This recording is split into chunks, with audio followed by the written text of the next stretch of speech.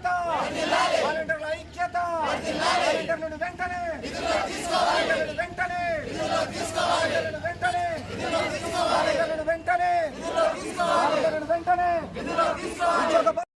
నా పేరు సాగిన ధర్మన్ పడాల్, ఆదివాసీ గిరిజన సంఘం జిల్లా అధ్యక్షులు పాడేరు. ఈరోజు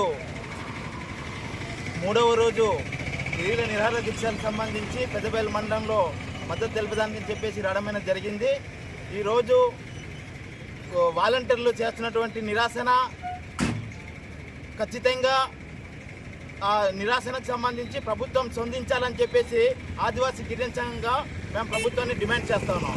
వీళ్ళు చేస్తున్నటువంటి దీక్షకు సంబంధించి ఆదివాసీ గిరిజన సంఘం పూర్తిగా మద్దతు తెలియజేస్తూ ఉన్నాం. ఒకటోది. రెండోది, ఈ వాలంటీర్లు చేస్తున్నటువంటి దీక్షలకు సంబంధించి అన్ని రకాలుగా వీళ్ళు చేస్తున్నటువంటి మద్దతు ఉద్యమానికి అన్ని రకాలుగా అవసరమైతే మేము కూడా ప్రత్యేకంగా పాల్గొని వీళ్ళకి చైతన్యం చేసేదానికి మేము ఆదివాసీ గిరిజన సంఘంగా సిద్ధపడుతున్నాం. ఈ ప్రభుత్వానికి ఈ దీక్ష ద్వారా ఈ ప్రభుత్వానికి ఒకటి హెచ్చరిస్తా ఉన్నాం.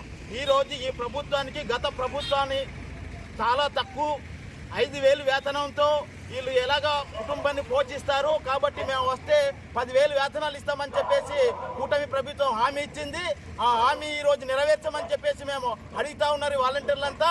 ఈ హామీ కానీ వెంటనే నెరవేర్చకపోతే మమ్మల్ని ఉద్యోగం నుండి తీయడం కాదు, ఈ కూటమి ప్రభుత్వాన్ని ఈ గద్దె దించడానికి మేమంతా సిద్ధంగా ఉన్నామని చెప్పేసి వాలంటీర్ల ద్వారా ఈరోజు ఈ ప్రభుత్వానికి హెచ్చరిస్తా ఉన్నాం. అంతేకాదు, మేము ఏమైనా గొంతమ్మ కోరికలేం కోరడం లేదు, మేము న్యాయమైన డిమాండ్స్ కోరుతా ఉన్నాం.